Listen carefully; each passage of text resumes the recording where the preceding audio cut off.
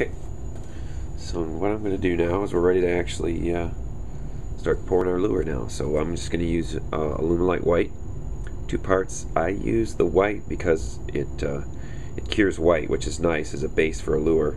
But then also it's really thin. It's the thinnest of their urethanes, so it pours real nice, and I can usually mix more than 50% of the micro balloons. I'm also going to use micro balloons, and what these things do is they float. They give the lure some buoyancy, and you can mix these 50% urethane, basically half and half micro balloons, half urethane.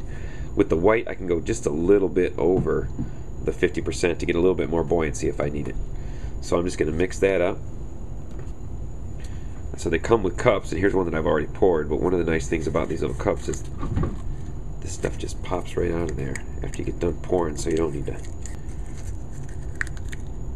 Yeah, comes right out after you're done pouring.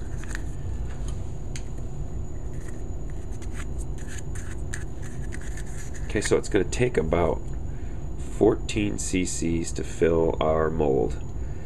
So I'm going to take a lip. Let's see, here's my lip.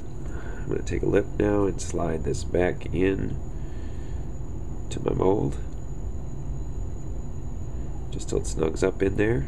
Okay, now since we, this much of that mold is just for the guide on the lip, I don't have to worry about getting this lip square or the right depth or anything else. It's all taken care of. Now I slide that thing in there, it's perfect.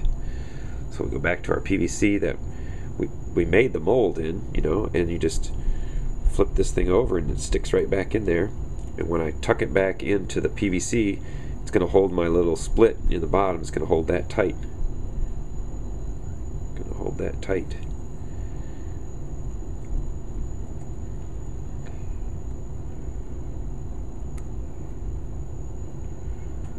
There we go. So that baby's ready to pour now. So I'm just going to mix this up.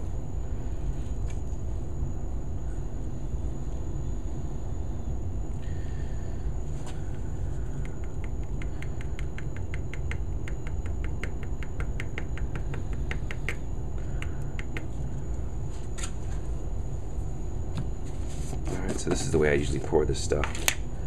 I usually put the B side in first.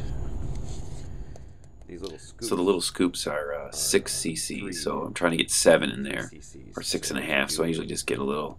I just kind of fill it up a little bit past the top of the thing. I get a heaping spoonful of the scoop, just to get a little bit over.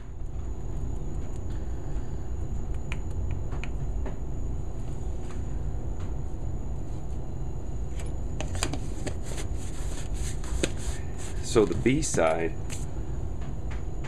I just used another one of these little scoops, and I made some marks on the side of the B side cup as to what size things are. The A side is really easy because the A side doesn't ever harden up, and so I just get a little oral syringe. These are just like a little oral syringe they use for kids or something, and I just use that for the A side. The B side will eventually clog up the syringes, so you can use them for a while. So I cut the end of my stuff to fit right in there, and then get nice measurements. You could also use a scale for this as well. See, people use digital scales. That's another nice way to do this.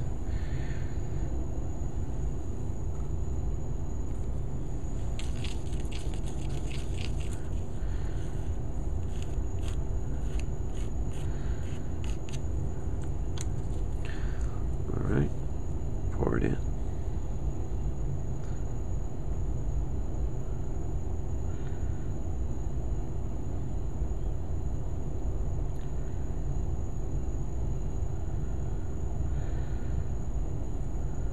Okay.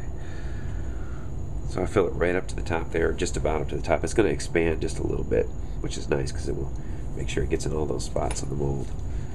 But that is it. We're going to pour now and maybe wait 10 minutes and pop that thing out. We're going to have a lure.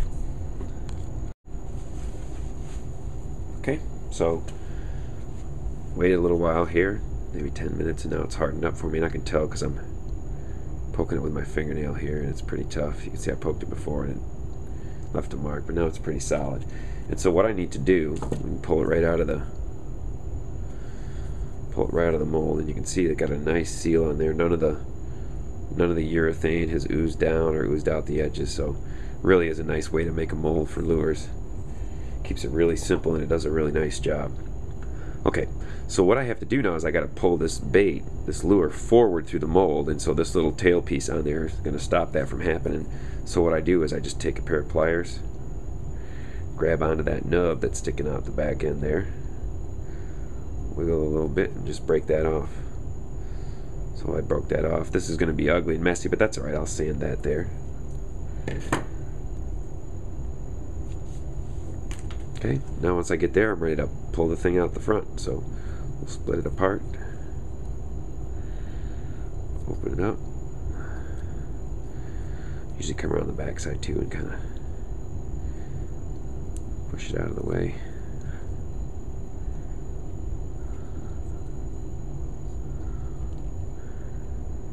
Okay, pull it out, and there is a finished lure. Very nice looking lure too, by the way.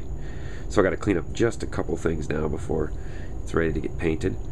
So you notice we got a tiny little bit of oozing there, so I'll just take the X-Acto knife.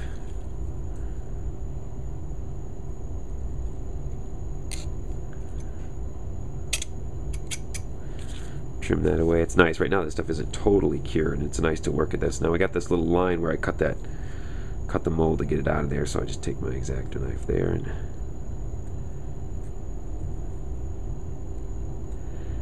shave that off a little bit. Okay. And so the back side, where we broke that off, is not quite clean. So I usually just get a file or a piece of sandpaper and sand that down. But this part of the bait really is not that important as far as the way this thing is going to swim or perform. All of that stuff is happening up front, and so that's the other advantage of pouring this thing lip in first and getting this part up here all good, because this is where it's really happening. This back side we could sand off a lot of the lure without changing a lot of its swimming properties.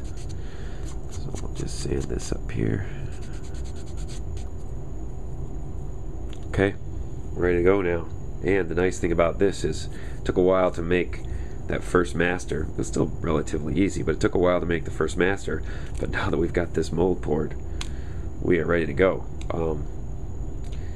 You know, I would say minimum we're going to get 30 lures out of this mold, and probably a lot more. I haven't kept track. The last mold I think I've gotten well over 50 out of them. So now once you're here to go, I mean, once you get this part done, you're ready to roll. Now we can ready to just start painting up baits and experimenting with colors and get exactly what you need for these fish.